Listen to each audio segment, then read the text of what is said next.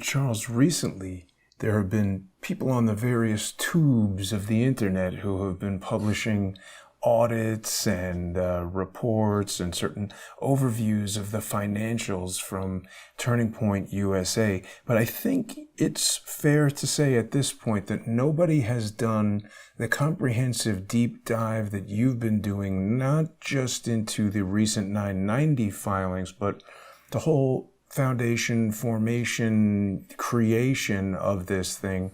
And I think I speak for both of us when I say that we're sorry to report it stinks. That's the technical legal term, yeah. It's great to be back on with you. It's great to be here in sunny Malaysia, where the rainy season is largely behind us, and it is just absolutely gorgeous weather here every day. It's like, California bluebird days every day, but at 20% the cost of California with with none of the weirdos. I say that as somebody who was born in California. But anyway, this is a very sad message I'm going to deliver here because I have indeed taken the time, and we've you and I developed the framework of how to attack these issues using the various registries, not just the IRS or ProPublica, but the various state registries and other things that allow you to look carefully at entities that claim to be something which they actually are not. And so the first thing I can report is that if I could dig up Bill Montgomery and hang, draw, and quarter his corpse again, I would do so. This is somebody who has done, at the end of his life, more to destroy the conservative movement than Barack Obama and Joe Biden have done. The example set here by Turning Point is disgusting in the extreme. It is supposed to be. First of all, it has never filed complete and accurate disclosure forms with the IRS. It's never used its proper legal name.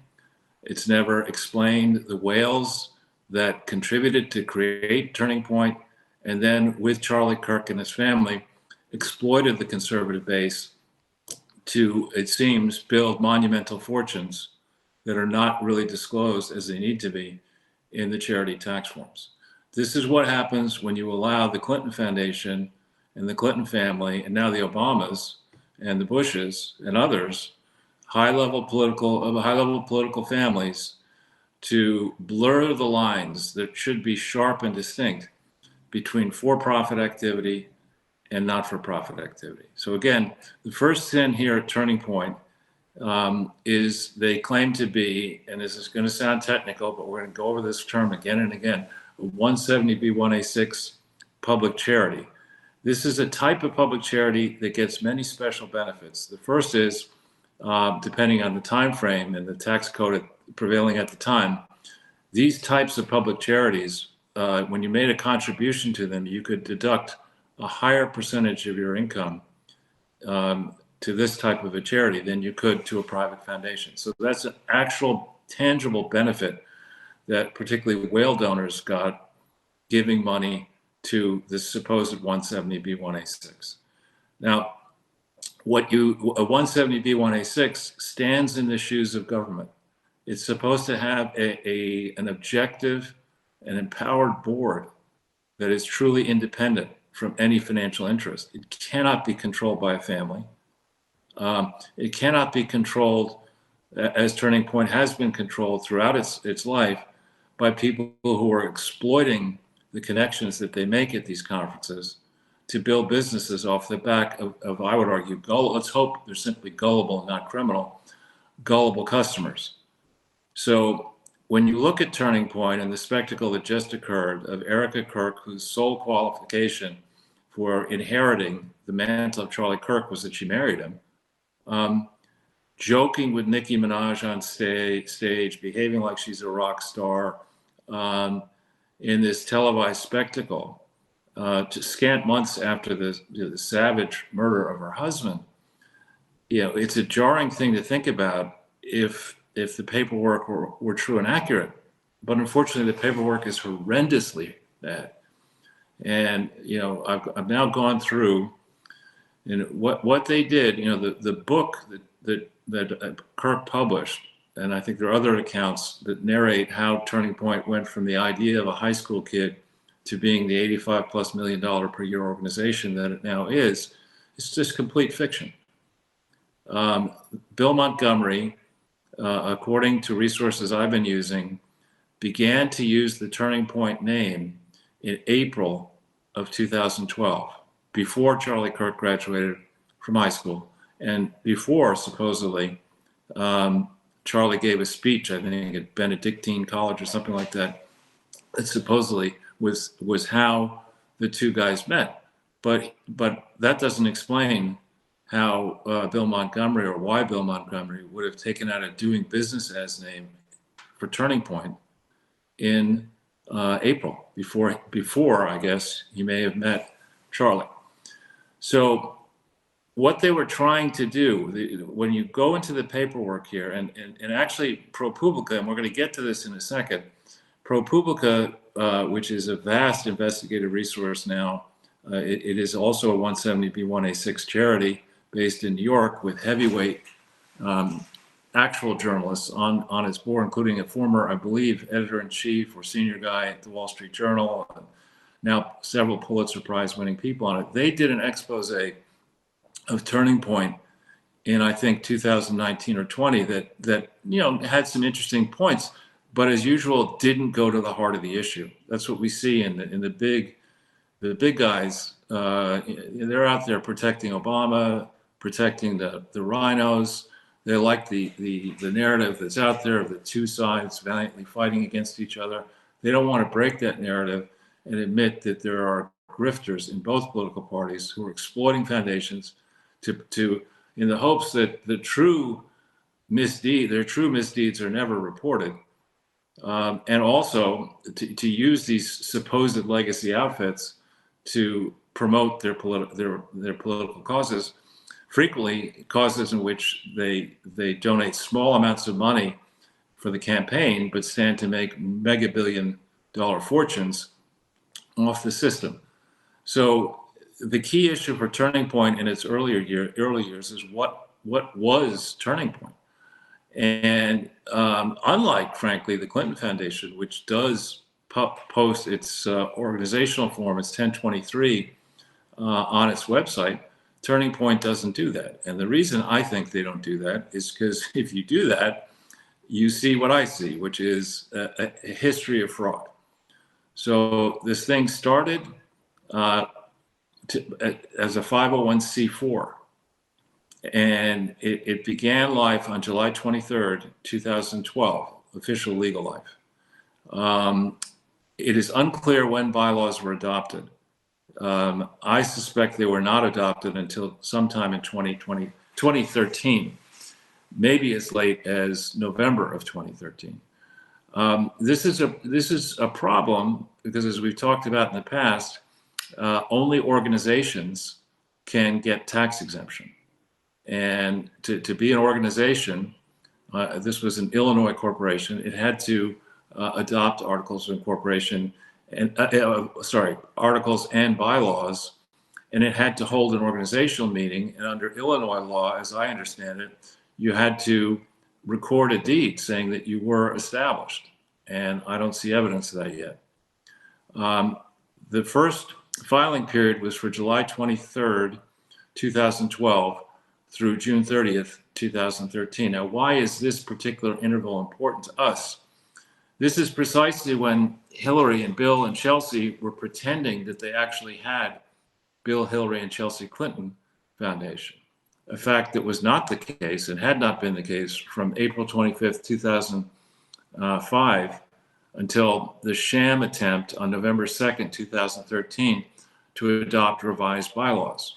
So Turning Point, began its existence just as the Bill, Hillary, and Chelsea Clinton Foundation were trying to normalize their legal existence at a time, again, when Lois Lerner, prior to May 10th, I think it was, 2013, people on the right felt that Tea Party organizations were being tortured by the IRS and the Obama Department of Justice. But it wasn't until Lerner appeared at some conference and said, well, we may have had a problem with the Cincinnati office targeting Tea Party conservatives, right? So this is a very important moment when these two things were going on at the same time. So the nascent Turning Point, which at the time, and remember I talked to the crowd often about the precision of a legal name. You know, you especially when you create an organization around a concept that is well understood or what frequently occurs in English, a turning point. It's a significant moment in the evolution of an organization or a person. You can get into serious trouble, maybe by design, creating a name that sounds like you've heard of it before, but then using different variants of that name. So Turning Point, the official name was Turning Point USA, and in parentheses, NFP, which stands for not for profit under the Illinois statute. That was the legal name. And that entity adopted articles of incorporation, which were basically adopted by an idiot. The section purposes said that the entity could be any type of 501c or D organization, meaning it could be under the just looking at the articles, it could be a C3, it could be a C4. A D organization is apparently some type of religious organization that is not widely adopted, but it is something that can operate for the common benefit of its members. So that's what it says in the section 4 purposes. And then in section 5, it tries to narrow it down and say that it's only going to be an educational, social welfare 501c4 organization. So on the face of it, the articles are defective.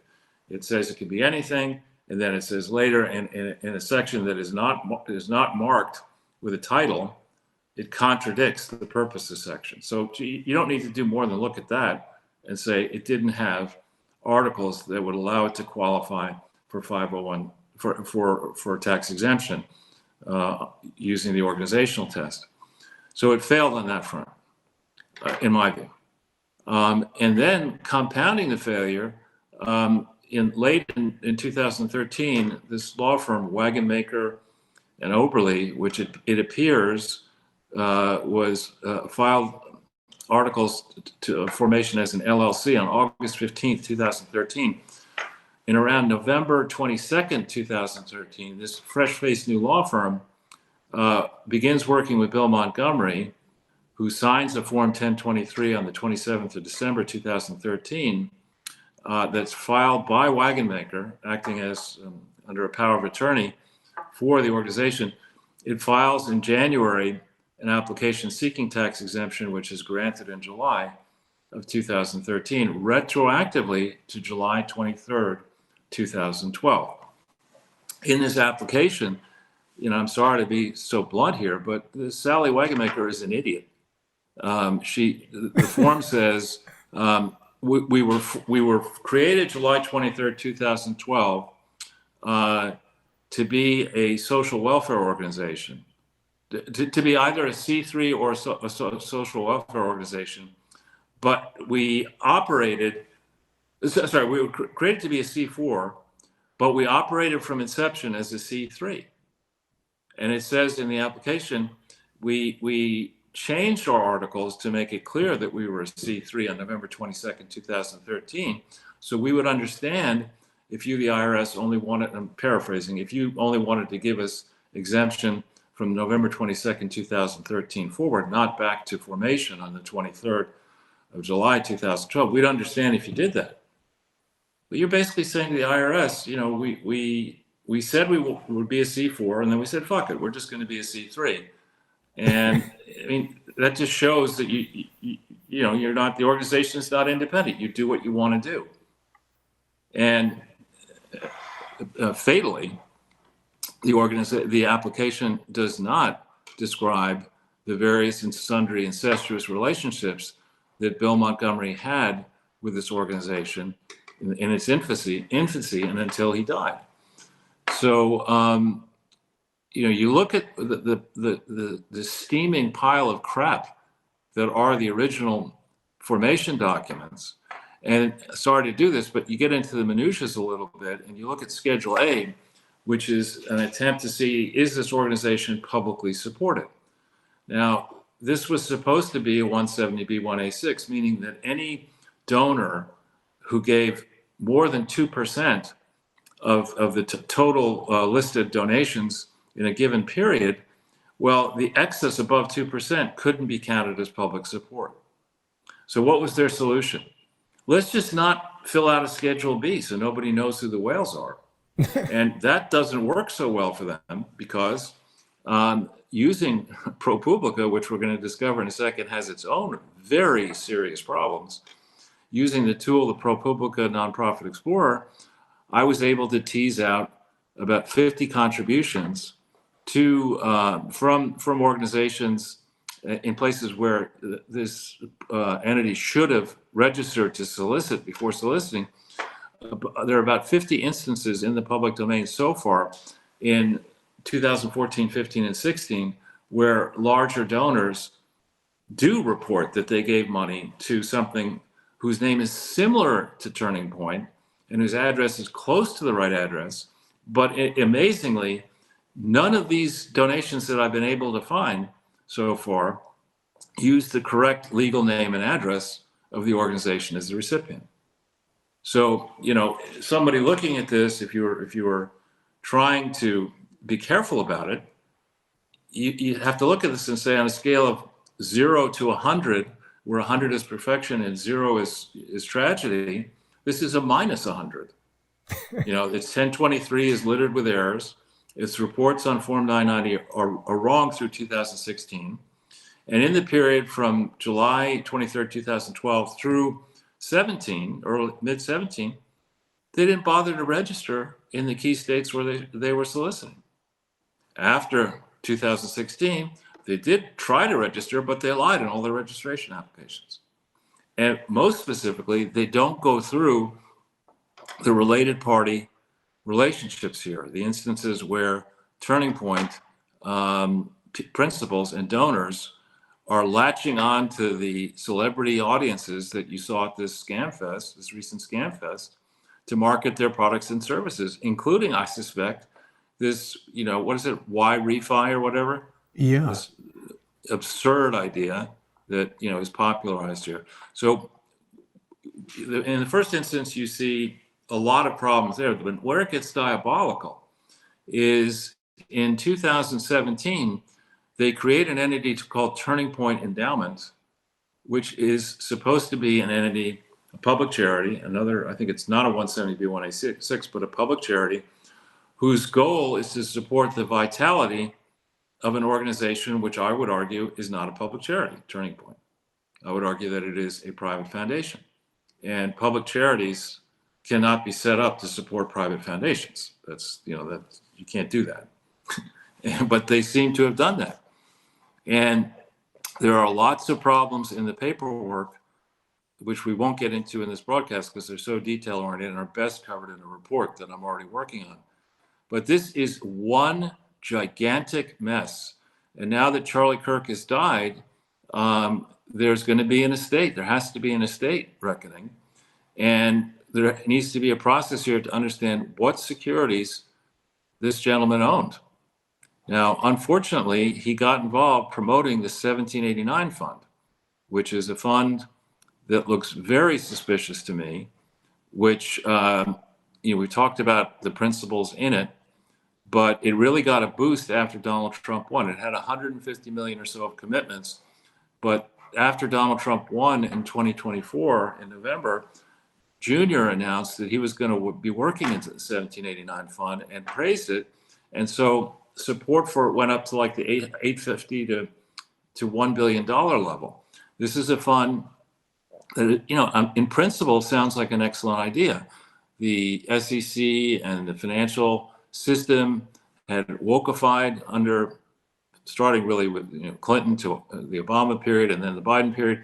It had become awfully woke. And so under Biden especially, crypto firms were targeted, gun manufacturers were targeted, patriotic style, you know, My Pillow was targeted, that kind of stuff. And this was a fund that was supposed to support or is supposed to support and cater to provide products and services to the patriotic audience, which that's a good idea. But you got to have your paperwork and disclosures right, and you can't in these type of funds, some of which on a much smaller scale I created and ran. The architecture of these funds is that the principals, if Don Jr. is a partner and if Charlie Kirk were effectively a partner, what you get is you get a modest salary from the fund, but you get outsized compensation if the fund performs well. Normally, when you sell an investment in the fund, let's say you sell it for 10 times, you put 100 million in, you get $1 billion back. So you have a $900 million profit. The insiders get 180 million extra of the $900 million profit. So they get the 20% carry. And I'm simplifying. It's a little bit more complicated when you get into hard facts, but this is a big bonus that you get and a big incentive to do this kind of work if it can succeed. And it's very important to disclose who is entitled to share in that bonus pool. And if Charlie Kirk was promoting the 1789 fund at ScamFest without disclosing to the world that he had a potential interest in this, what's called a carried interest, that's fraud. And you could argue it might even be fraud at the fund level, but it's certainly charity fraud. And there were a number of these businesses that this guy Buzz Kirk, who I think is in the 1789 fund, was promoting with Charlie Kirk. And again, if you want to do that as Doug Band and the Teneo Consulting Company with no connection to a charity, provided you make full and fair disclosure to your investors in these various ventures that the people who are saying this is a great idea, the fund, are getting outsized compensation for doing so, provided you disclose that, you don't have a problem. But you cannot raise money for funds at celebrity gatherings across the country, honoring the death of Charlie Kirk and grieving with the widow. That is not charity. And I don't have in front of me the various companies that, I think I've sent you a list of ones that likely are connected to the 1789 fund and to the Kirk family and to others who are Turning Point.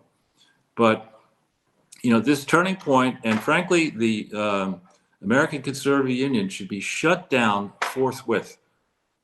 And there should be conservators appointed for both organizations. And then there needs to be an honest accounting of how much money has been grifted off of these operations. And that money needs to be, I would argue, paid back into the U.S. Treasury. And to the extent the same operators who are grifting off CPAC and the American Conservative Union are using that playbook on Turning Point, examples need to be set here that you cannot do this. You can't go around saying we conservatives are fantastic and be just as bad, if not worse, than the Clinton Foundation. Yeah. You can't now, Charles, do that. let me interject for just a second because we only have one more minute here before we're going to make our way over to the First Amendment Forum on crowdsourcethetruth.substack.com and subscribestar.com and patreon.com/crowdsourcethetruth. People are asking if you think that Charlie knew this was going on or if this was people taking advantage of him and doing something he was unaware of. He had to know, in my view. Right? If he were living in a studio apartment with his wife, eating Domino's pizza with his little kids, I'd say, yeah, he didn't know. But the man had a $4.5 million mansion, another apartment in Florida, and another property in Arizona. He had to know. I mean, you can't just sit there and say, I don't know where all this money came from. Must have just, come in my mailbox. What the hell? Yeah. This is great. No, he had to know. Yeah. All right. Well, listen, we're going to be back in just 5 minutes. We're going to go even more in depth into what Charles has been researching here. It's incredible, Charles. I mean, you've really busted this thing wide open. So I hope people will join us on crowdsourcethetruth.substack.com, on subscribestar.com, on patreon.com, and of course, people who follow me on X @JG_CS.